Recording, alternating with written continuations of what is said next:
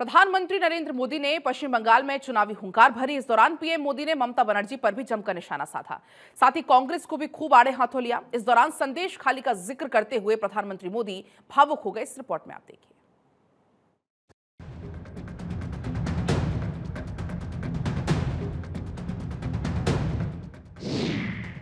बंगाल में पीएम मोदी 42 सीटों पर जीत की गारंटी। पीएम की चुनावी हुंकार, विरोधियों पर जमकर वार। दीदी की बढ़ी चुनौती, मैदान में सबसे बड़े महारथी। देश में जारी लोकसभा चुनाव में पार्टियां प्रचार में जुटी है। बीजेपी भी प्रचार में ताकत झोंकती हुई नजर आ रही है। पश्चिम बंगाल पहुंचे पीएम नरेंद्र मोदी ने दीदी के गढ़ में दीदी को खूब घेरा। वर्तमान पहुंचे प्रधानमंत्री नरेंद्र मोदी ने टीएमसी को घेरते हुए कहा कि यहां हिंदुओं के साथ दोयम दर्जे का व्यवहार हो रहा है। पीएम नरेंद्र मोदी ने टीएमसी के एक एमएलए की धमकी का मंच से जिक्र भी किया और कहा वो सरेआम धमकी देते हैं कि हिंदुओं को 2 घंटे में भागीरथी में बहा देंगे। पीएम ने पूछा, ये कौन सी भाषा है? जय श्री राम बोलो तो उनको बुखार आ जाता है। इनको राम मंदिर के निर्माण से आपत्ति है, रामनवमी की शोभा यात्रा से आपत्ति है। पीएम नरेंद्र मोदी संदेश खाली का जिक्र कर भावुक हो गए। संदेश खाली की महिलाओं का जिक्र करते हुए पीएम ने कहा, मैं अपने आंसू रोक नहीं पाया। उन्होंने कहा, संदेश खाली में इतना बड़ा अपराध हुआ और टीएमसी उस गुनहगार को बचाती रही है, इसलिए कि उसका नाम शाहजहां शेख था।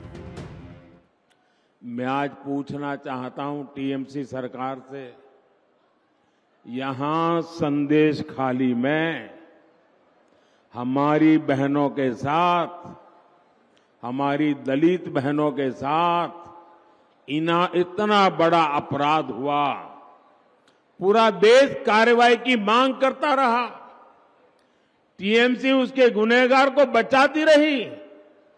क्या सिर्फ इसलिए क्योंकि उस गुनहगार का नाम शाहजहां शेख था?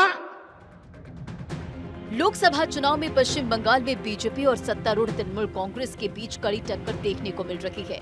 पिछले 2 हफ्तों में ही प्रधानमंत्री नरेंद्र मोदी पश्चिम बंगाल के मालदा, आरामबाग, कृष्णानगर और बारासात में कई चुनावी रैलियां कर चुके हैं।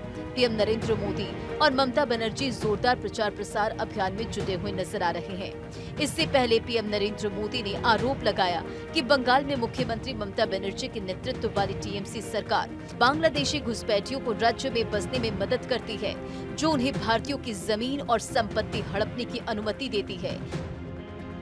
वाकई क्या हालत हो गई है?